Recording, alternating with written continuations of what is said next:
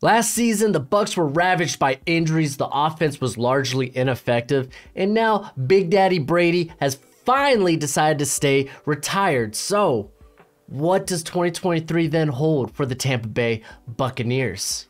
Welcome back to the channel. What's crack-a-lackin'? It's your boy Broshmo, just in case you did not know. So go ahead, become a bro and subscribe. Leave this video a thumbs up if you enjoy the content as always. Let me know what you think in the comment section below. Let's have that nice, beautiful football discourse. We are continuing the deep dive series with the Tampa Bay Buccaneers. So please go ahead, support the video, support the series. I also have my 2024 prospect rankings, my preseason rankings going out. I'm doing one position group a week, and next week's safety, so it's going to be a ton of fun. But let's go ahead, get into this sucker. Let's start by looking at the coaching staff for the Tampa Bay Buccaneers as they come in with Todd Bowles as their head coach. Remember, he was the DC there in 2019 and 2020, and then 2021 he was elevated to head coach last season after Bruce Arians resigned, stepped back. He's still very active within the organization, but as DC, he brings his longtime defensive coordinators or longtime assistants with him in Casey Rogers and Larry Foote. Why did I say it that way? Larry Foote. There we go. And they've been with him for quite a while. Like, Rogers has been with Bowles since 2020 or 2005, and then Foote's been with him since 2019, so since he's been with the Tampa Bay Buccaneers. But if you're gonna ask, okay, what do we expect from this team defensively? If you're not aware, this is one of the most blitz happy teams you will ever see. I believe since joining the Tampa Bay Buccaneers, they have been first in blitz rate every freaking season. Now, he gets a lot of what he does, I think, comes from like a Tony Soprano, who Dolphins DC baby for a few seasons, a little bit maybe Mike Zimmer. Those were guys he worked under, but we saw a lot of this with the Jets, that he likes running, for the most part it's like an attacking 3-4, but he's not opposed to running multiple fronts, whether it's even, whether it's odd. We'll see him come in with bear fronts, rush fronts, mug fronts. So he uses a variety of different personnel, and he will see a lot of cover 3, and we'll see a lot of exotic blitzes. He likes to get a lot of people involved, and I expect this defense, because the defense has got a lot of talent, I expect the defense to be very good. But I'm glad that they did a bit of an overhaul, at least at the OC position, Leftwich. Kind of the whole risk it for the biscuit type of offense didn't really work out. That offense just didn't do a great job of scheming playmakers open. It was basically receivers go run routes. If you're good, you will get open. And it's like, it's not exactly how the NFL works nowadays. Now they bring in Dave Canales, formerly quarterback coach of the Seattle Seahawks. And I mean, it's no surprise that he was a hot name after we saw the emergence of youngster Geno Smith last season. But he's coming in there. He was with Seattle since 2021, I believe, but working under Shane Waldron. And what to expect: wide zone blocking scheme. That's what I'm expecting. A lot of outside zone, wide zone concepts. A lot of this a bit influenced by Sean McVay, because that comes from Waldron's background. And in terms of like, I think we're gonna see a lot of deep balls. We saw Geno Smith attack deep a whole heck of a lot last season. I think they're going to be using a variety of different personnels, because honestly, they got they got some good receivers. They got some players at tight end. And I think we're gonna see a variety of different personnels, and I'm really hoping that they're gonna really try to scheme some of these playmakers open, especially if they get a healthy Chris Godwin this season. And because this dude's amazing when on the field. People forget how good Chris Godwin is. So I'm actually really excited to see how the offense looks. I just question, is the offensive line gonna be improved enough? Is quarterback is kind of, I mean, I guess we could go ahead, get to the roster. But first, I want to give a quick shout out to today's sponsor, Underdog Fantasy. Underdog Fantasy is currently one of the most premier fantasy betting apps, and they got a best ball tournament with $15 million in cash prizes. So if you sign up at Underdog Fantasy using promo code Broshmo, they will match your first deposit up to $100. Remember, when you sign up, use promo code Broshmo and they will match that first deposit up to $100. But as always, bet responsibly, my friends. Let's get into this offense. I guess we have to start at the quarterback position, right? Because they are going in, and we got a quarterback battle. We got Baker Mayfield, who had that hot game last year against the Raiders, where barely knew the playbook for the Rams, just signing with them, and had an amazing game, led them to a comeback, but then kind of did not a lot for the rest of the season. Baker Mayfield, who was once the franchise quarterback, the future for the Cleveland Browns. So, I mean, there's potential there, but I think Baker's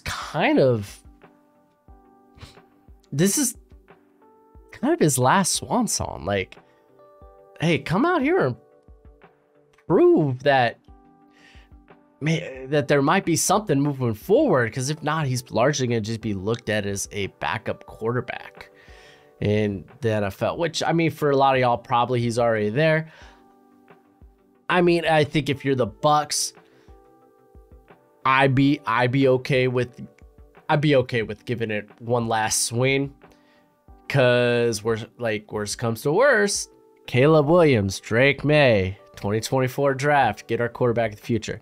But also competed for that job next year is going to be Kyle Trask, someone who they drafted in the second or third round, I can't remember, second round, out in 2021 out of Florida, who not the greatest mover in the pocket. He gives you more mobility than Brady did, but to be fair, Brady was an old man. It was like old man Logan.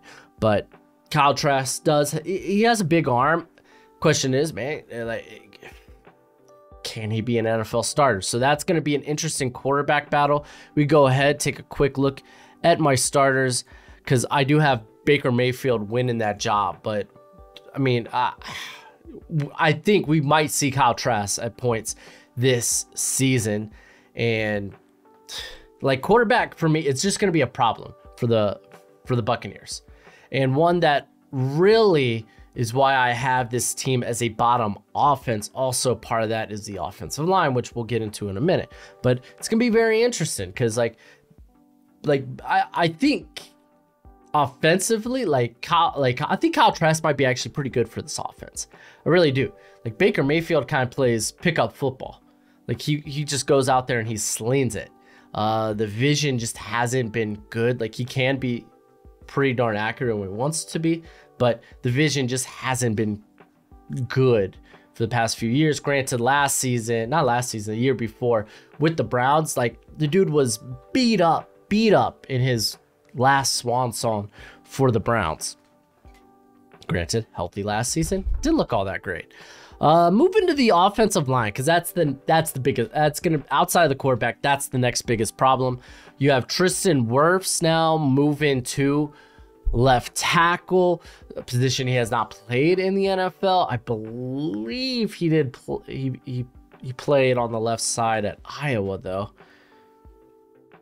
but I'm not positive. I think I might be thinking of Alaric Jackson. I'm just gonna go and confirm real quick. But regardless, I think he's even said it himself. He kind of feels like a fish out of water moving to the left side, but the dude is just so good, so talented.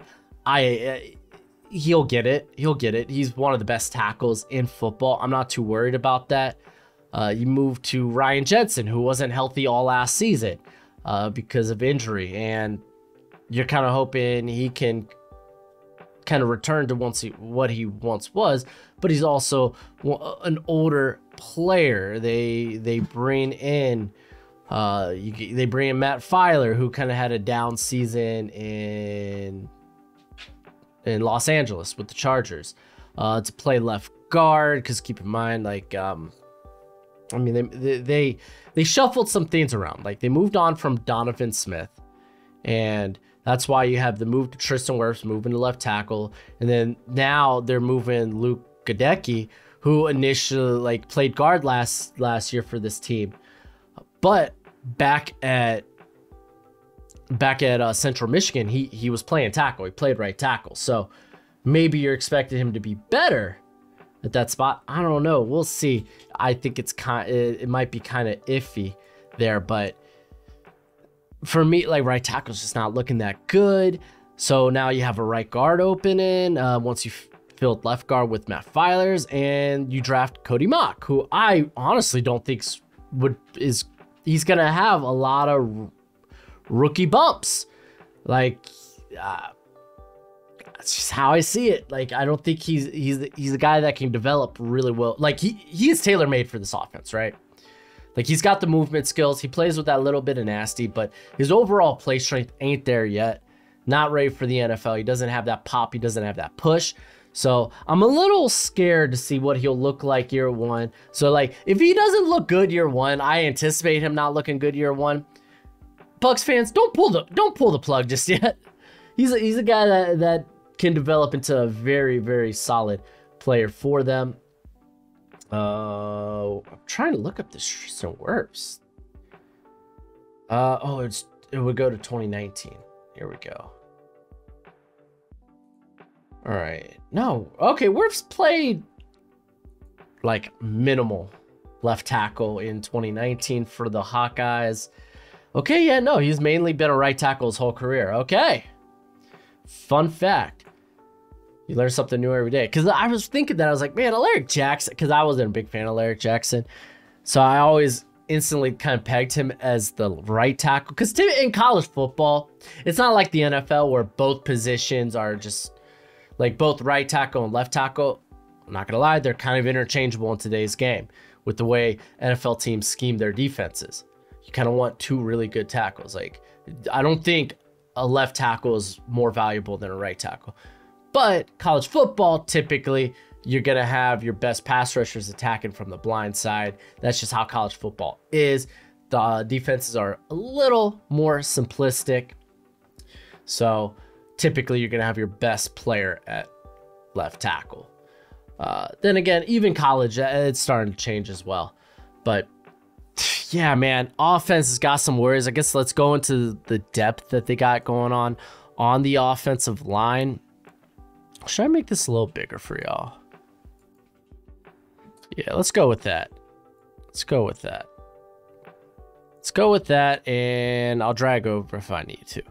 Okay, so looking at their backups at tackle, as you can see, like, yeah, I could see why Luke Gadecki is playing tackle because the depth ain't great there. They have UDFA Silas DeZanzi out of Virginia Tech. I was a big fan of because he's got ridiculous size, ridiculous length. And I mean, I kind of saw him as this like late day 3 priority UDFA. So I thought that was a quality pickup. They bring Justin Skull, who was initially from the Niners, I believe, hasn't played a ton of snaps. I think it's like highest season in the NFL was like 160 some snaps. So not a guy that's played a ton for him. So yeah, you're kind of hoping Gadecki kind of works out there. Really no one of no. Luke Haggard. Here, we'll move this over. Luke Haggard there out of Iowa or Indiana. Probably translates a better guard. I don't know. We'll see because he lacks length. Looking at the interior, though, really outside of like Robert Hainsey, I think honestly could end up moving in to like if Cody Mock struggles, he moves into guard. Ryan Jensen gets banged up, he moves into center. Like he showed that he's a very flexible and solid option. I don't think he's ever going to be the best player on your offensive line, but I don't think he'll ever be the worst. Like Robert Hainsey was a guy I liked coming out of Notre Dame just because of his flexibility. Nick Leverett, There we go.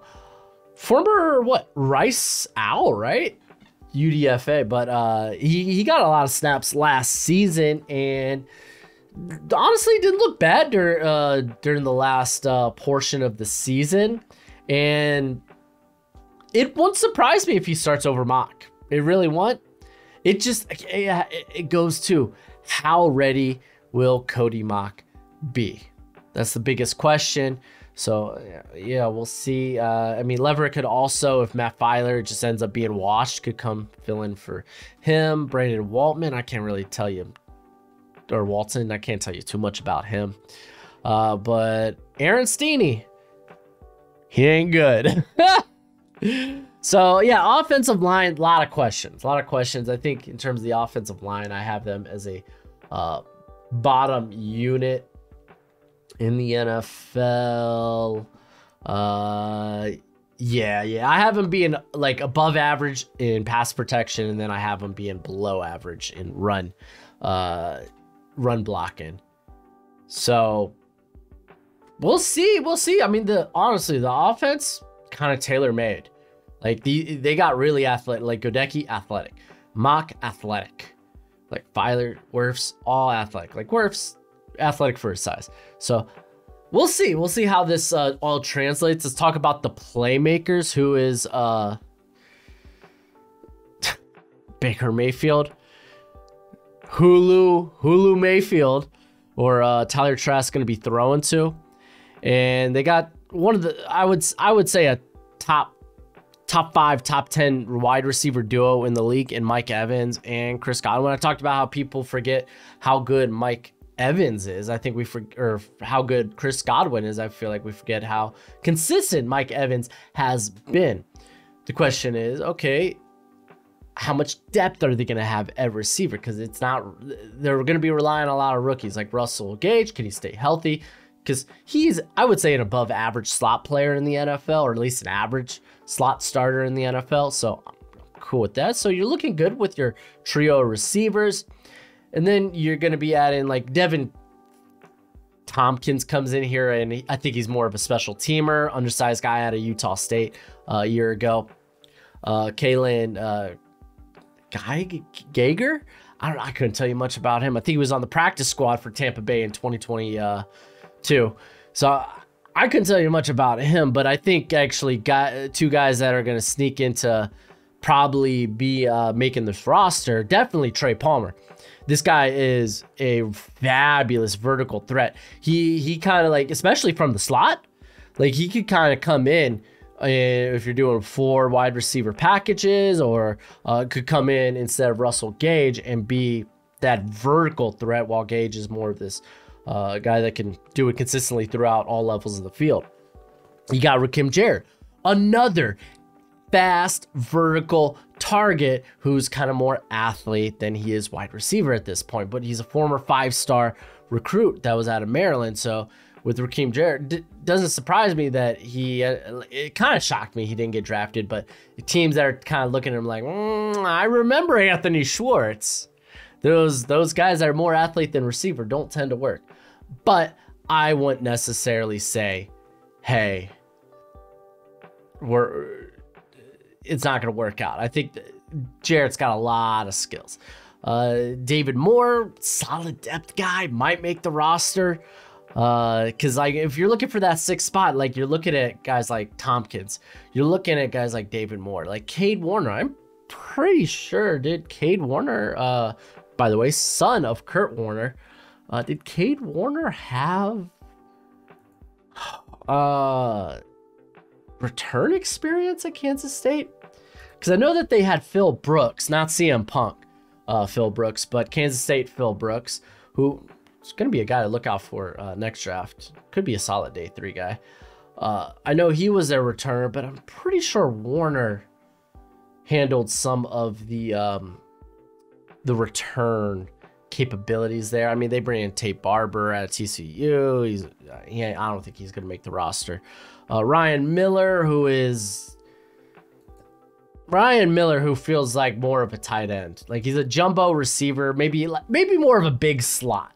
But I don't see him making the roster either. I pulling up Kansas State. Show me their kick returns, punt returns. No. Oh, that's right. Malik Knowles.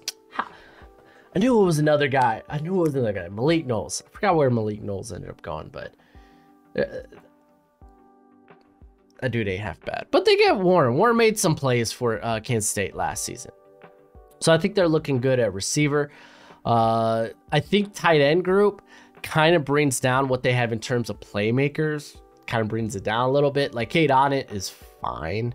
Like he can be a consistent chain mover, but he's not bringing anything too insane to this squad as a tight end. He is a very, very average tight end. Keft is more of this like blocking guy. You get him coming like lining up at fullback. Like you could do a few things with him. Durham Payne, good pickup. Didn't have the greatest combine, but in terms of what he can do on the field, he has been very good. He looked good at the Senior Bowl. He looked good at Purdue. So I'm kind of excited about him a little bit. But yeah, like I said, tight end kind of brings it down a little bit. I don't think we're going to see as many 2 tight end sets this season. I don't know. Maybe we do. In terms of running backs, you got Rachaad White. Listen, a wide zone blocking scheme kind of asks the running backs to have really good vision. I don't think Rachaad White's there yet. One of my biggest concerns of him coming out of Arizona State was like, he's very hesitant behind the line. He doesn't see holes well, or he doesn't see or anticipate rushing lanes exceptionally well. Wide zone blocking scheme, you're gonna have to be making these reads. Am I going outside? Am I cutting it back? Am I cutting it back? Am I cutting it back? So we'll see how he has progressed, because the dude is amazing out in space. Really good athlete at a good size too. So that will be interesting. Outside of that, like you got, Chase Edmonds, kind of had a bad year with the Dolphins. Didn't really see the field much. Ended up getting traded. He was in the Bradley Chubb trade as basically just a throw-in. Went to Denver. I think he didn't last on the roster too long, but I don't know. Maybe he could revitalize a little bit of his career. But they got Keyshawn Vaughn, who's kind of he's fine. He's exactly what they have him as. He's a running back 3 in this league. He's like a committee guy. Patrick Laird, former Miami guy, didn't really do a lot there. I'm more excited about their UDFAs at running back. As you got Shepherd's Ronnie Brown, who put up a lot of numbers at Shepherd. And he had a decent pro day. You also have Sean Tucker, who, if you're new to the channel, I was a huge mark for Sean Tucker. Yes, he didn't have an ideal last season at Syracuse. The year before, he was amazing. But I think we did see some flaws in the game in last season at Syracuse, where he can be he's a very decisive runner. Once he sees it, he goes. He plants. He's quick. He is exceptionally fast, very explosive. Used to run track at Syracuse as well. It's just sometimes people like kind of question, how is the vision? Sometimes he gets stretched to the outside and it takes forever to decide if he wants to cut it back or not, or when to plant. So another guy who it's like, how will his vision be in an offense that kind of requires the running back's vision to be just mwah.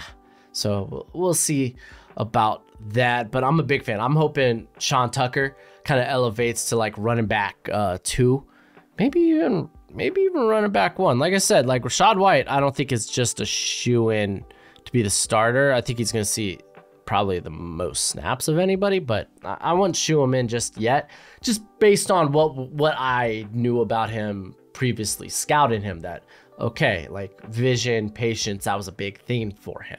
Then again, I kind of said the same thing about Sean Tucker. So again, looking at this, I have the offense ranked as a bottom offense. There's some things to like. Listen, they got some stuff They got some good parts there. However, the quarterback position's a big question mark that's trending towards, yeah, we're probably looking for a quarterback next year. We're probably not going to be good at quarterback this year. And then the offensive line, you're going to have some hiccups there too. So that kind of like makes me reel back a little bit and kind of limits what to expect from this offense. But then again, we shall see. Let's go ahead, talk about the defense, because there's a lot more to like here. I have them ranked as a top 10 to 15 defense in the league, especially if they can stay healthy. As we know with Shaq Barrett, he went down last year to injury. He was kind of their best pass rusher, at least on the edge. And like Joe Tryon, he did step up. Really, like we know this guy's a phenomenal, like great build, great athlete, but we're still kind of waiting for him to emerge, which I think that's kind of why we saw the Bucks kind of really address guys that could potentially rush from the outside. So we'll see with that. And we'll talk. Actually, yeah, let's just go ahead and start talking about the edge rushers. Let's talk about like the front, the defensive front. So let's jump back here. As they drafted Yaya Diaby in the 3rd round, huge fan. I think he is one of the most twitched up guys, older prospect, and I think he's been unpolished, but very twitched up athlete. I was a big fan of him coming out of the Senior Bowl. They also bring in Jose Ramirez, who a little undersized in terms of length, in terms of just height, but this guy gets after it. I think he could be a very good like rotation player. So like watch out for him. Like, you know, they got stinking Anthony Nelson ahead of Jose Ramirez, but Nelson's kind of like a very consistent run defender, so I won't think too much about it. Outside of that, Cam Gill, he was out of Wagner, wasn't he? Yeah, he ain't making the roster. Hamilcar Rashid out of Oregon State, undersized, just a thin pass rusher who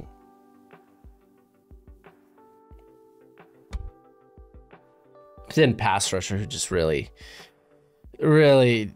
hasn't translated to the NFL. I remember saying, I don't see how this guy's game translates to the NFL. And he's really thin. People were like, oh, this guy should be a day 2 pick. And I was like, I had him as like a mid to late day 3. Just saying. Sometimes I know what I'm talking about. But yeah, that's like edge. You also got to anticipate Shaquille or Shaq Barrett. When is that drop going to happen? Like now he's older. He's coming off of injury. He unfortunately dealt with tragedy in the off season there. So, you know, send out your prayers to the Barrett family. But you got to wonder when's the decline going to start. Because at some point you're going to have to ask these younger guys to kind of step up. Oh, wow. I didn't know they got Charles Snowden. Charles Snowden was an interesting prospect out of Virginia like a couple of years ago, where he was kind of this in between a linebacker and an edge rusher. He was very fascinating, but extremely raw and kind of like not great, like all right at doing both, but not great at much of anything. So that's kind of where the edge position is. We could go look at my starters real quick for the defensive line, as I got Vita Vea, I got Kalijah Cansey. I think we're going to see a lot of Greg Gaines involved as well, because Greg Gaines is just a really good player, like really good. If they want to be big and meaty in the middle, they're going to bring in Greg Gaines and be very solid at that. Like, this defense is particularly really good. Really is. Now going back looking at that, they bring in Logan Hall, they bring in Kalijah Cansey, who isn't this, like, my problem with like Logan Hall and Cansey was like, I felt like they were two players, while physically, yes, very different, felt similar in roles. Then again, Cansey's probably a guy you could ask to play outside, but I feel like you could do that with Logan Hall. But at least what he was asked to do last season, for the few times we saw him, I don't think it was anything different than what Clyde, like Cansey, maybe he gets more times playing on the outside because the dude is undersized. Keep in mind, they kind of bet on a unicorn in the first round there. It's like, oh, he tested phenomenally. Like, he's very well put together technically. But in terms of percentile, like size and weight, he was in the 1 percentile. In length, 31 and 5/8 inch arms. That's really sub length. So like there's some stuff to be concerned about there. Like I had him as a top 50 guy. I just couldn't really say, like, I couldn't really be like, yeah, he's a first round. I couldn't get there. Did I say top 30? Top 50. But Logan Hall, he's a bit longer, thinner, but I don't think they're going to be asking to do the same roles next year. But I think it'll be interesting, like, who we'll see. I think Cansey might end up out snapping guys like Hall and Gaines. But the rotation's going to be so much, and like Gaines is going to be out there for more like early down and running down work, opposed to like Logan Hall and Cansey, who will be maybe like passing downs or later down guys. So it's going to be interesting to see how that rotation is. Maybe we see a little bit of Dedrin Sanat, who's his impact in the league, at least with Atlanta, it's been very minimal. But someone definitely to keep your eyes on potentially. Outside of that, I don't think there's nothing else to write home for him. I didn't really talk about Vita Vea. This dude's phenomenal. Like, he's one of the best defensive interior players in the game. I'd put him in probably a top 5, top 7. I think he's in that 5 to 7 range. Big meaty boy that can get after it. Unfortunately, last season was... I think he was up, wasn't he one of the guys banged up? I know Barrett was down. Take a gander at Vita Vea. Vea didn't play a ton last year. Well, played 581 snaps, but the dude was still effective, gets after it as a pass rusher, like very wildly explosive at that size. But at the same time, you got to question, like not question, but like he's more of this space eater as a run defender and not really going to be a guy that kind of dominates the run game, if that makes sense. Like he's just more of this barricade, not really a disruptor. That's the word I'm looking for there. So moving on to the linebacker position there, of course, we got the starters. It's going to be Levante David. It's going to be Devin White. Devin White has been a roller coaster ride in terms of what to expect. Like, oh yeah, he brings the splash plays. He's got the he can make he can pressure the quarterback. Levante David's just more this well-rounded, despite this old age. Like, still probably one of the best linebackers in football. So underrated for what he does. So who's like White? I think they're probably going to get a deal done with him. They drafted White. I think they like him. It's just how much are you willing to pay White, who again is just this roller coaster ride, because he'll slip off tackles. I think his missed tackle rate was what last season? It was 14%, so not at all that bad. But I mean, you look at what he did in the run game and in the pass game, allowing 4 tutties last year. So it's like, I mean, it's not terrible. Like, I mean, how much do we I don't know, man. Devin White's just kind of this enigma. Like, for the right price, I would love to have Devin White. Dude's a phenomenal athlete. KJ Britt, he's a thumper. Don't have him on the field for coverage, so I don't see him really playing into this lineup. Servassier Dennis is very interesting. A little undersized. He's like sub 230. I think he's like 221, 223. But phenomenal athlete. You'll find him everywhere on the field. I'm a huge fan of this cat, but can he make it at the next level at that size? And with that being said, let's go ahead and get into the secondary. The Bucs might have one of the most underrated cornerback duos in the NFL in Carlton Davis and Jameel Dean. To me, Jameel Dean is a top 10 corner in the league. He's big, he's fast. Ever since he kind of broke out during the back end of his rookie year, I think he's been exceptionally good. And then Carlton Davis gets a lot of unnecessary flack because, well, when he gets beat bad, but he's been very consistent for the Bucs. I know, like, I could go back to last year's game against Cleveland. I think that ended up going into OT, or at least it was won late by the Bucs. But you had Carlton Davis slipping because it was kind of a messy game. It was wet out there. And Amari Cooper was able to just snag a deep ball to kind of give them the go-ahead or to tie the game. But yeah, like I said, Carlton Davis, he gets beat bad sometimes. But if you look at it, really, like, he allowed a completion rate of 54.7 last season. He had 11 pass breakups. He's exceptionally solid. And then going to like the secondary, because it's more to talk about, their slot's kind of a mystery. It's a big question mark, because Antoine Winfield, who primarily played in the slot last year, they want to move him back to deep because he's got insane range. And I think that's where you want to best utilize him as a playmaker rather than in the slot. So you're going to have him playing deep. They brought in Ryan Neal, who had a breakout year for the Seahawks last season. He's going to be playing more of that box role. But then the question is, who's playing in the slot? Who? Because we know now the nickel package it's no longer a sub package. Teams are playing at about 70%.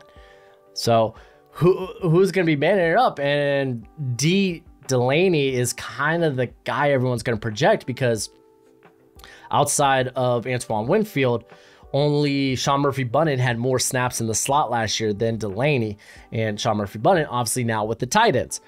So what's the competition then look like there? As we'll look, the only other guy they have listed here on our lads in the depth chart is Josh Hayes, who they drafted out of Kansas State, who played primarily slot there. So that's going to be an interesting battle. I feel like they're probably going to go with the more veteran guy in Delaney, but something definitely to take note. We're going to look at their depth here. They got Zion McCullum, who out of Sam Houston State, extraordinary athlete, but we knew he seemed, even at a lesser competition, he kind of seemed so kind of a developmental player there. Does he emerge for this year? And if he does, I don't think it's in the slot. I think he'd be a part of that rotation on the outside. And they really don't have much of else to talk about there. Maybe low key, you got Keenan Isaac. I believe this is the Jackson State. It's Alabama State. I knew it was one of those, but a guy that's got really got good height at 6'2". He's a little on the light side, but he could put on more mass. Tested out pretty well. I think he was at the NFLPA Bowl. So they got him as a UDFA, but really there's nothing to talk about in terms of depth. Looking at the safety position, likewise, you really have a lot of rookies back there. Christian Eisen out of Rutgers. They got Kavion Merriweather as UDFA out of Iowa, who I thought had a really good Senior Bowl. I don't think he's not a rangy guy, but I think he's disciplined. I think he's a solid tackler. So it's like, yeah, maybe the depth isn't necessarily great at every position, but they got really good starters there. This is going to be one of the better defenses around the league, as you can see. Again, have them top 10 to top 15 defense. But I really think this team might end up on the field a lot if the offense struggles, especially if they struggle at the quarterback position, the offensive line struggles. So with all that being said, what does their overall projection look like next year for your boy Broshmo? Because currently Vegas, they have their over-under at 6.5. Is that current? Vegas betting odds, NFL win totals 2023. Is that current? That's what I want to find out. Let's take a quick look at Vegas Insider. They have the Buccaneers at 6.5. Well, I have them, I guess, slightly under. Let's go ahead, switch screens here.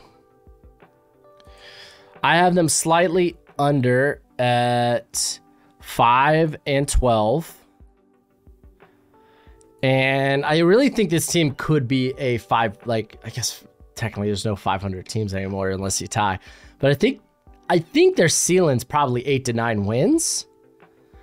But if things really don't work out at quarterback, because as far as my projections, I have them having the 13th toughest schedule in the NFL. So, and especially if you look at the NFC South, I mean, I have the Saints, the Falcons, they have the easiest schedules in the league. The Panthers, I believe, are in the top 10 as well. So the Bucks dealing with the toughest schedule. Yeah, it kind of sucks. Let's go through the actual schedule. As we have them opening against the Vikings and the Bears and the Eagles. So not too bad. Starting with the Vikings, which I don't know, like last year they won a lot of close games. I don't think they're nearly as good as they appeared last year. I mean, they kind of showed that as they appeared more fraudulent once they got to the playoffs. And they got beat by the Giants, who then proceeded to get dusted, plowed, snapped out of existence by the Philadelphia Eagles. But then they get the Bears following week. I think that's a winnable game early in the year. Hopefully Baker's playing well, or maybe it's Trask, who knows.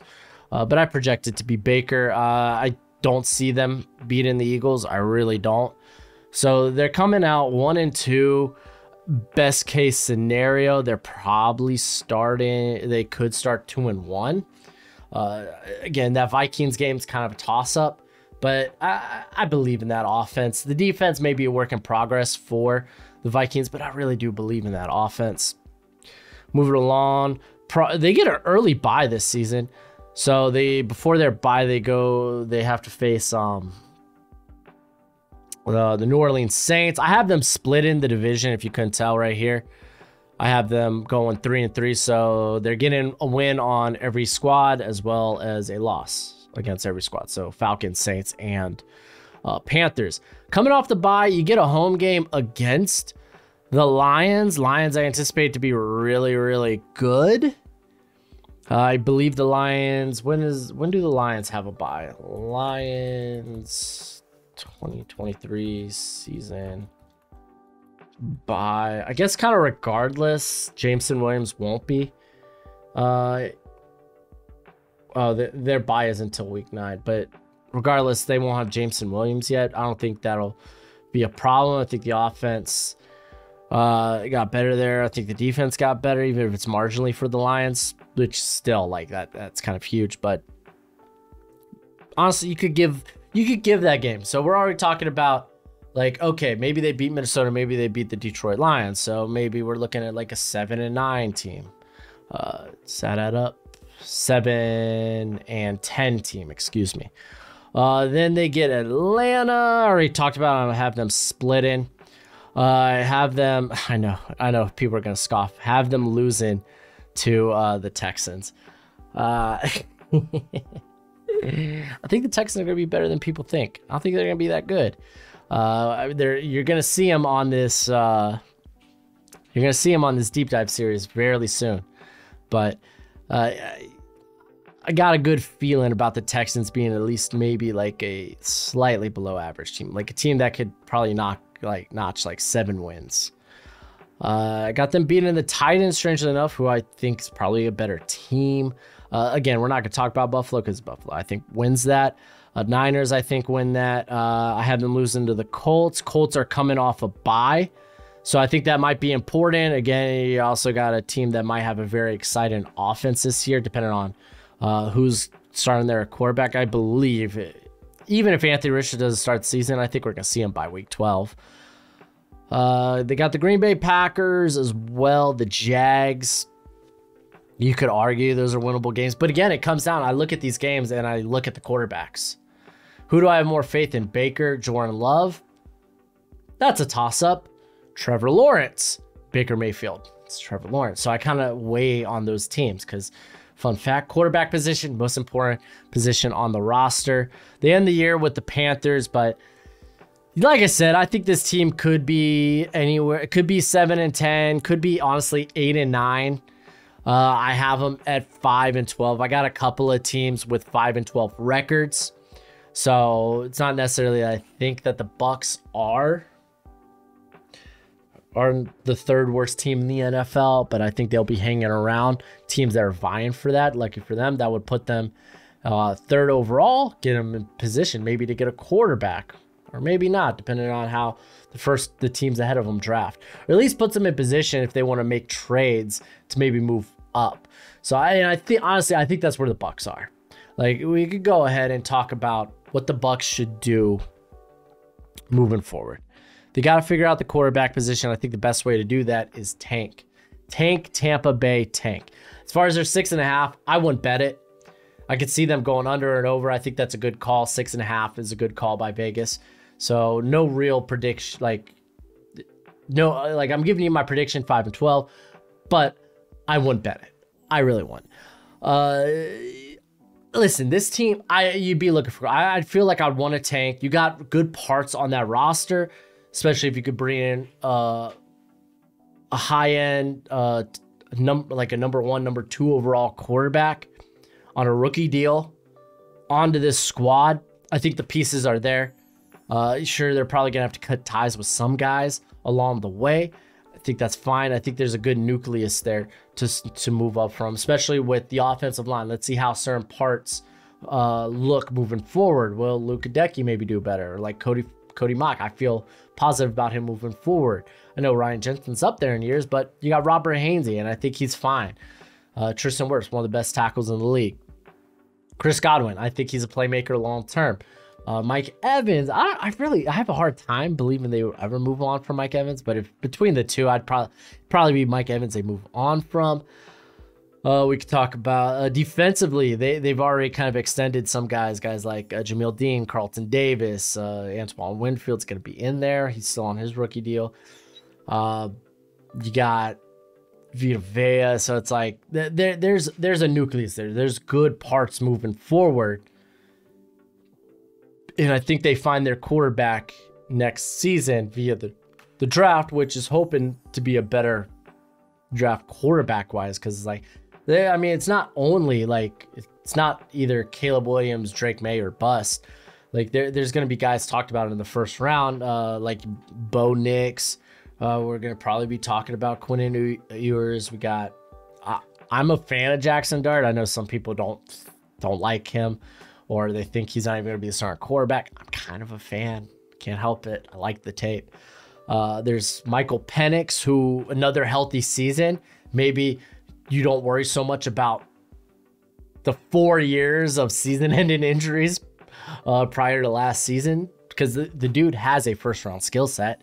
Like, mechanically, yeah, there's a lot that needs work there, but in terms of gameplay, how he views the field, how he processes the field, like, it's there. It's just, for me, he's just a walking in, red flag. So, there's quarterbacks. There are quarterbacks. Joe Milton, huge arm. Is he any more than that, though? So, Cam Ward, we didn't really, I think I talked about Cam Ward, actually, in my video. So, it's there's guys. It'll be interesting, but I think Tampa Bay, you need to suck this year. Don't be middle of the road. Don't be lukewarm. Don't be a team that's like, well, our division's not that good, so let's just go ahead and win it. You're just putting yourself back, because then you're going to have to panic and find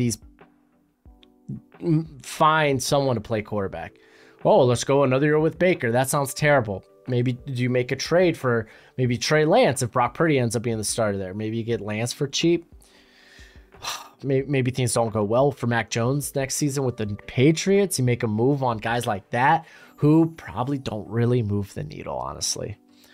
So that's kind of my view on the Tampa Bay Buccaneers. Let me know what you think in the comment section below. We'll be back with another deep dive on Saturday morning. But until next time, you be easy, my friends. Later.